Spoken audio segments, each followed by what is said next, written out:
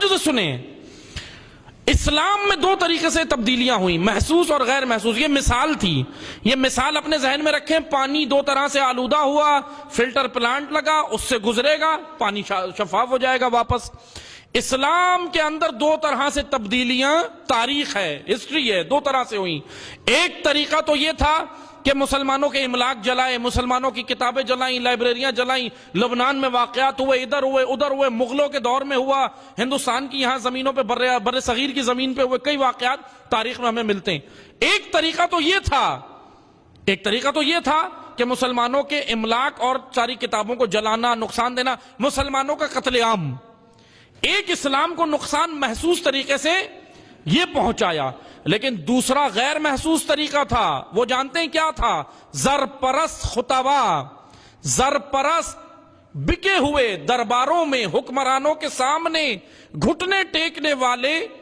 معذرت کے ساتھ میں جملہ کہہ رہا ہوں لیکن کہا ہے علماء، مثلا یہ حدیث میں ہے اس وجہ سے میں یہ جملہ کہہ رہا ہوں، حق تو نہیں بنتا، لیکن زرپرست علماء ایسے جنہوں نے اپنا علم حکمرانوں کے سامنے بیچا، بادشاہوں کے سامنے بیچا.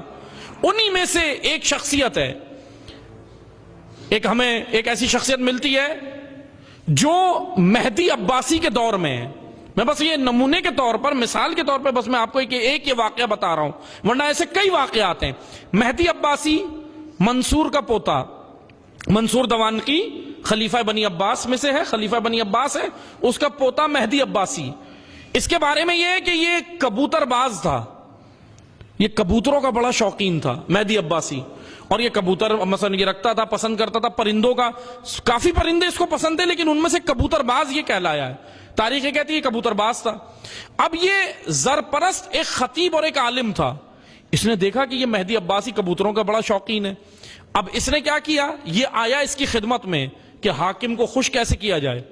حکمران ہے، خوش ہوگا، خلیفہ ہے وقت کے دور، مثلا حاکم ہے، وزیر اعظم ہے، صدر ہے، سب کچھ ہے، خوش ہوگا تو مجھے انعام بھی دے گا. اس نے جانتے ہیں کیا کیا، اس نے پیغمبر اکرم کے نام سے ایک حدیث سنائی، جو حدیث مشہور ہے، کئی کتابوں میں ہے، شیعہ سنی دونوں کے پاس تھی، کہ وہ بہرحال ایک موقع پہ پیغمبر اکرم نے کہی جب لوگ جو ہے وہ نماز کو ترجیح نہیں دے رہے تھے، اپنے کاموں کو ترجیح دے رہے تھے.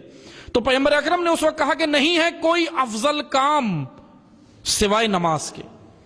اب اس کا مطلب یہ نہیں ہے کہ ابھی نوکری چھوڑ کے آپ نماز پڑھنے لگیں اور دن بھر 1000 رکعت پڑھیں، یہ مقصد نہیں ہے. یعنی اول وقت کی فضیلت کی وجہ سے پیغمبر اکرم نے یہ جملے کہے. حدیث مشہور ہے شیعہ سنی دونوں کتب میں کہ نہیں ہے کوئی افضل کام الا الصلاۃ، سوائے نماز کے.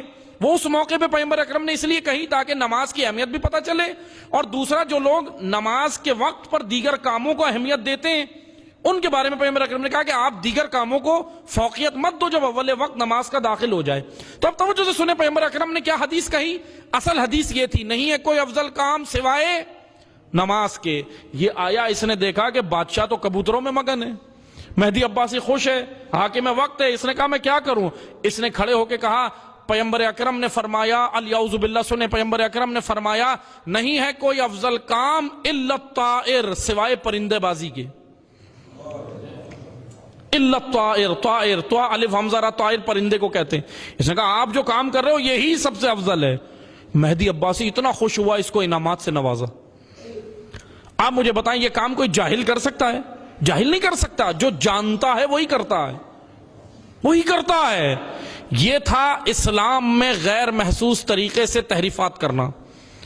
اب حدیثیں پرنٹ ہو گئیں، چلنے لگیں، آ گئیں، راویوں سے نقل ہونے لگیں. معذرت کے ساتھ یاد رکھیں تشیع بڑا خوبصورت مکتب ہے، تشیع بڑا خوبصورت مکتب ہے. ہم جو یہ کہہ دیتے ہیں نا کہ بس جی قال امام صادق، قال امام کاظم، قال امام رضا، جو حدیث آئی چلا دی، بس جی مولا نے یہ فرمایا، اللہ اکبر، چلو. ایسے نہیں عزیزان محترم، توجہ سے سنیں. لیکن اب جب اسلام کے اندر یہ دو طرح سے تبدیلیاں ہوئی نا، تو اب کریں کیا. پانی دو طریقوں سے آلودہ ہوا تھا، فلٹر پلانٹ لگا ہوا تھا، فلٹر پلانٹ سے چھن کے آیا، شفاف ہو گیا. اب اسلام کا بھی بڑا خوبصورت قانون ہے، گھبرائیں نہیں. محسوس طریقے سے تبدیلی یہ ہوئی، اسلام کے اندر نقصان محسوس طریقے سے اسلام کو نقصان یہ دیا کہ املاک جلائیں، قتل و غارت گری کی، ظلم کیا مسلمانوں پہ. ابدان کو نقصان دیا، لیکن عزیزان محترم غیر محسوس طریقے سے کیا ہوئی؟ حدیثوں میں تبدیلی۔ لیکن آئمہ نے بڑا خوبصورت مکتب تشیع، آئمہ نے یہ نہیں کہا کہ آئمہ نے کہا پریشان مت ہو، اگر اسلام میں یہ تبدیلیاں کر رہے ہیں، اگر خلفائے بنو امیہ، خلفائے بنو عباس یا دیگر لوگ یا کوئی بھی زرپرست آ کر تبدیلی کرے تو گھبرانا نہیں، ہم تمہیں ایسا فلٹر بتا رہے ہیں، اس سے حدیث کو گزارنا، اگر مل جائے تو ٹھیک ورنہ رد کر دینا۔ اس فلٹر پلانٹ کا نام امام رضا نے قرآن بتایا۔